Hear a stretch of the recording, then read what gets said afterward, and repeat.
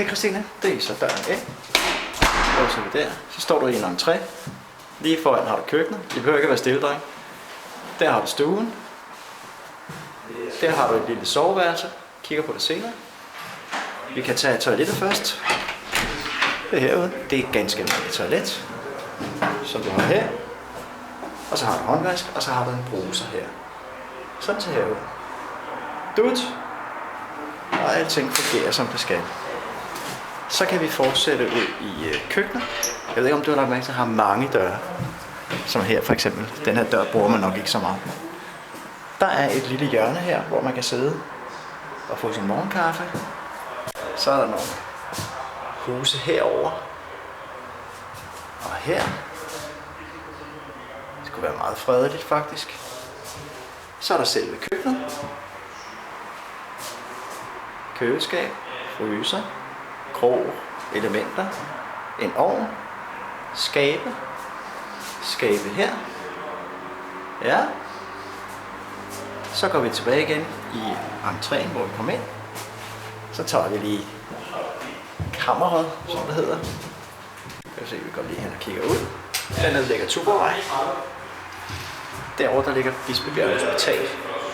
Det derovre, det der hus, der du kan se der, det er indgang til Bispebjerg Hospital. Og det dernede Tuborgvej, der er meget trafik, men vinduerne de er nye, så man kan ikke rigtig høre dem, når vinduerne er lukket.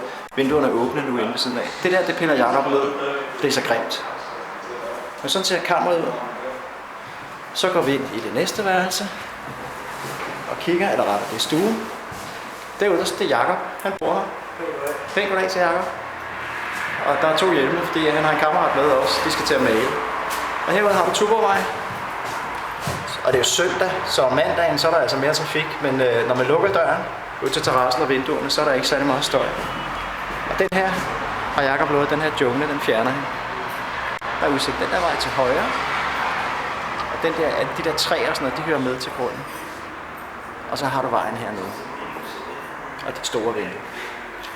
Og som du kan se, der er masser af lys og masser af udsigt, og der er ikke nogen over det. Det er det andet sal, den øverste lejlighed, der er. Sådan ser det ud.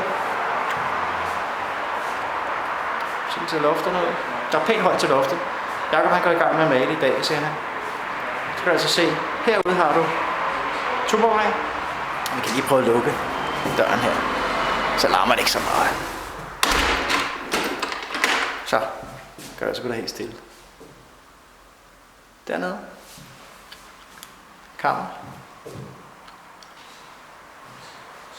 Slut.